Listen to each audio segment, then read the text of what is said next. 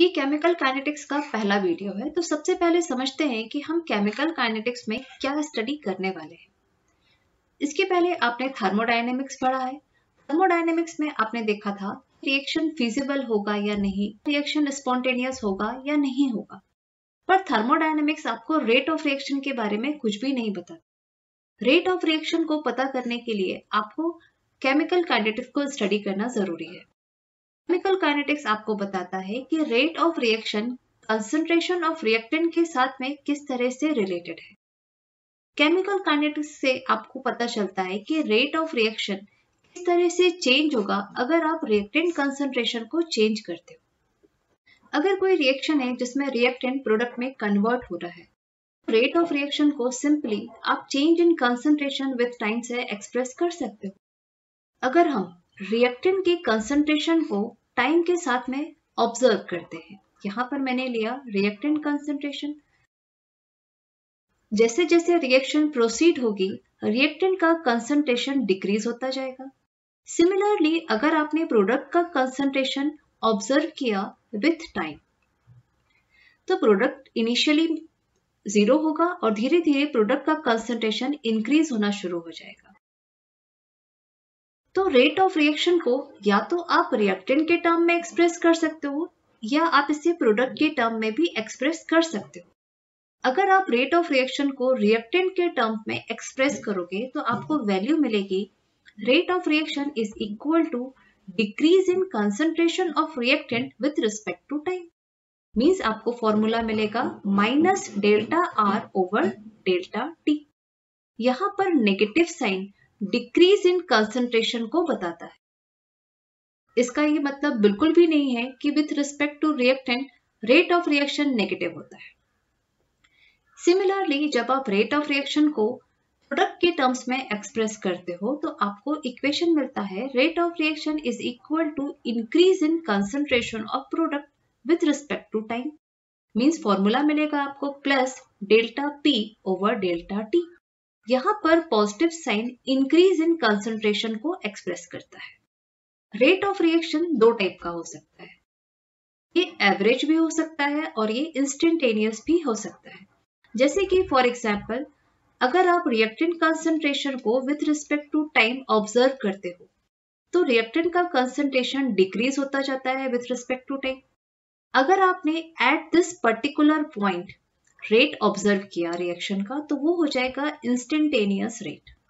ये हो जाएगा आपका रेट इंस्टेंटेनियस। पर अगर आपने रेट ऑफ रिएक्शन को इस दिए गए टाइम ड्यूरेशन में ऑब्जर्व किया तो ये हो जाएगा आपका रेट एवरेज। तो एवरेज रेट क्या होगा? Rate of reaction measured in a given period of time.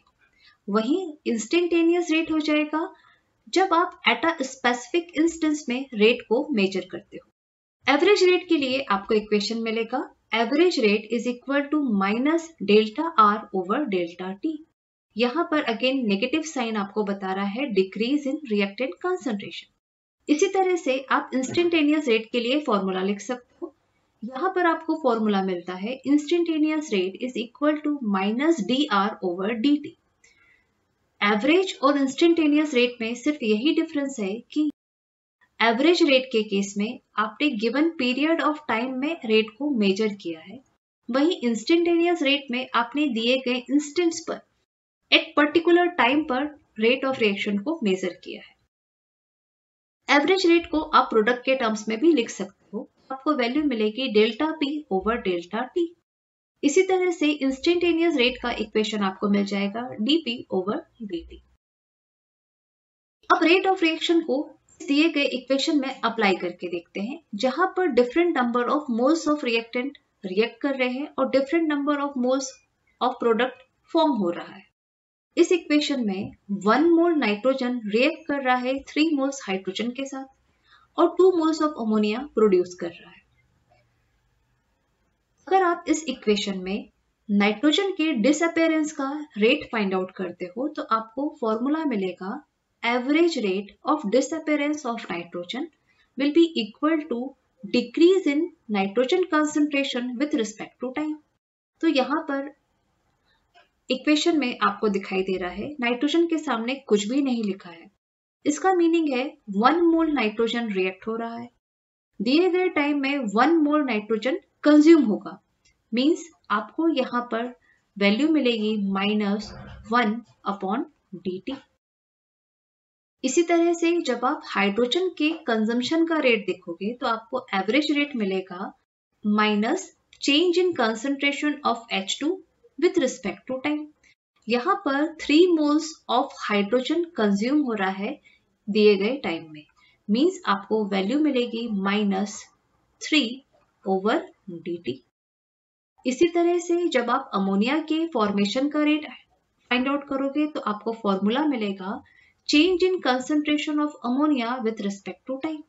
यहाँ पर 2 मोल्स ऑफ अमोनिया फॉर्म हो रहा है दिए गए टाइम में।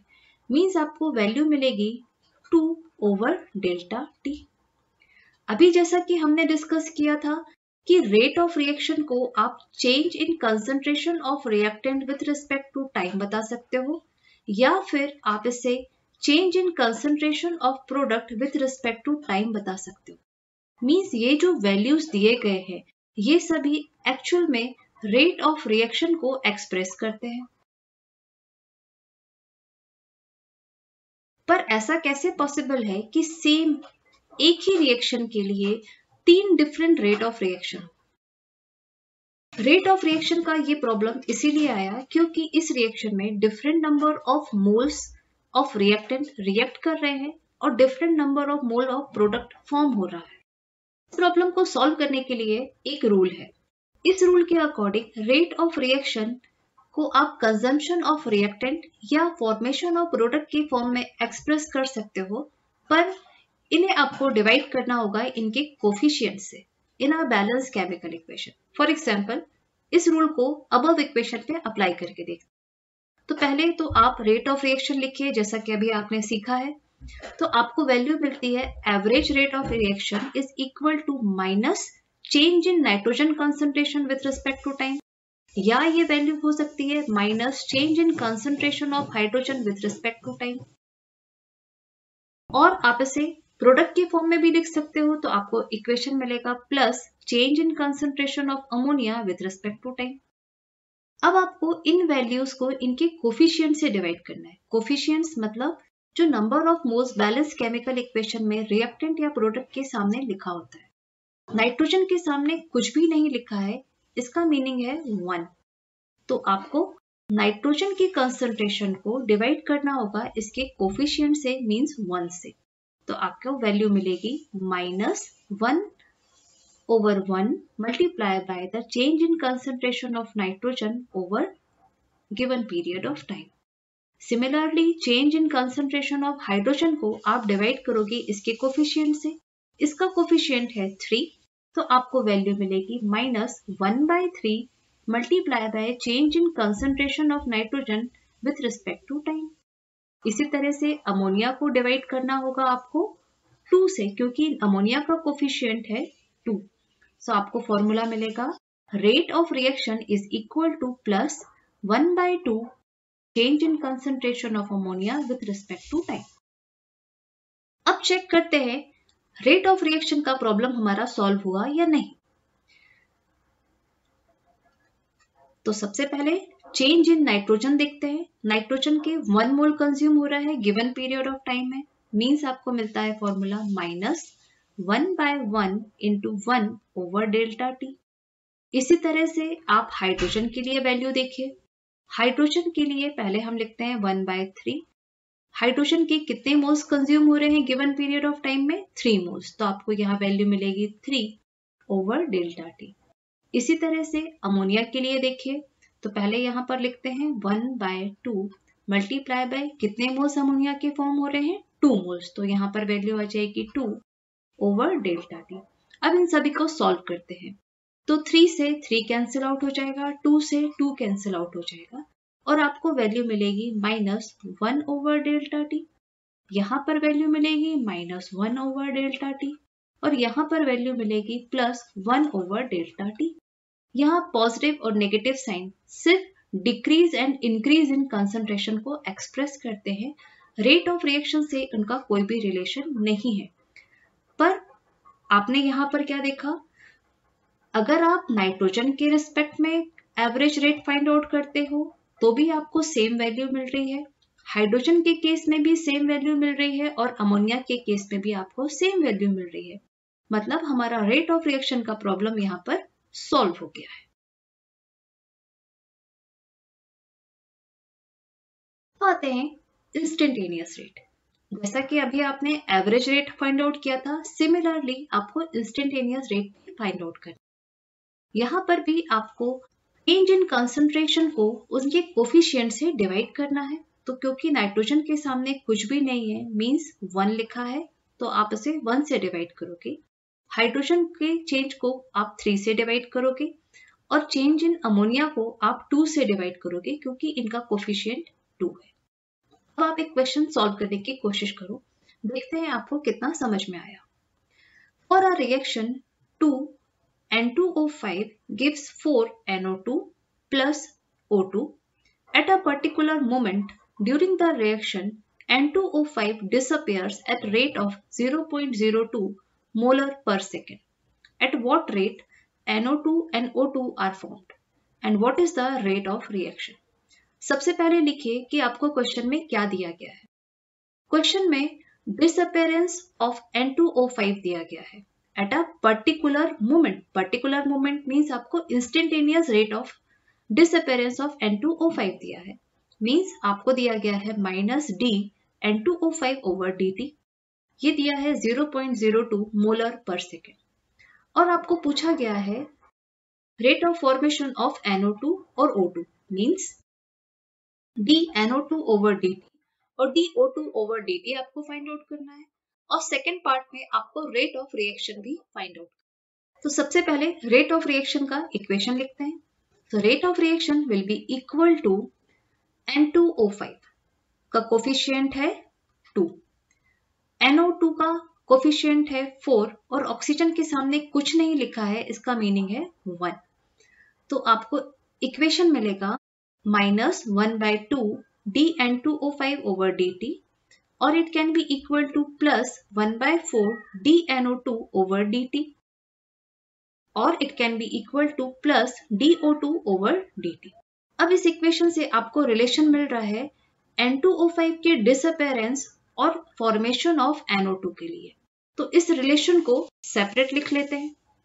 आपके पास इक्वेशन आ गया 1/2 dN2O5 over dt is equal to 1/4 dNO2 over dt। यहाँ पर आपको इस नेगेटिव साइन को लिखने की जरूरत नहीं है क्योंकि ये सिर्फ डिक्रीज इन कंसंट्रेशन को एक्सप्रेस करता है। अब यहाँ से इस 4 को लेफ्ट साइड में लेकर जाते हैं इक्वेशन के, तो आपको इक्वेशन मिलेगा 4/2 dN2O5 over dt is equal to dNO2 over dt। क्योंकि ये 4 डिवीजन में था तो इक्वेशन के लेफ्ट साइड में ले जाने पर ये मल्टीप्लिकेशन में आ जाएगा, इसलिए इसे मैंने न्यूमरेटर में लिखा है। अब इस इक्वेशन को सॉल्व करते हैं तो 2 1 2 2 2 4। अब dN2O5 over dt की वैल्यू प्लेस करते हैं जो आपको क्वेश्चन में दी गई है 0.02 मोलर पर सेकेंड। तो आपको वैल्यू मिलती है इधर पे 2 × 0.02 molar per second is equal to dNO2 over dt। जब आप इस इक्वेशन को सॉल्व करते हो तो आपको वैल्यू मिलती है 0.04 molar per second is equal to dNO2 over dt, means rate of formation of NO2 आपने फाइंड आउट कर लिया है। हमने ये फाइंड आउट कर लिया। अब सेकेंड आपको कैलकुलेट करना है rate of formation of O2। अब इसी सेम इक्वेशन से आपको दूसरा रिलेशन मिलता है -1/2 dN2O5 over dt is equal to plus dO2 over dt। अब इस रिलेशन को साइड में लिख लेते हैं। हमारे पास ये इक्वेशन है, अगेन आपको नेगेटिव साइन को कॉपी करने की जरूरत नहीं है। इक्वेशन में आपको dN2O5 over dt की वैल्यू दी गई है, तो यहाँ पर इसकी वैल्यू प्लेस करते हैं।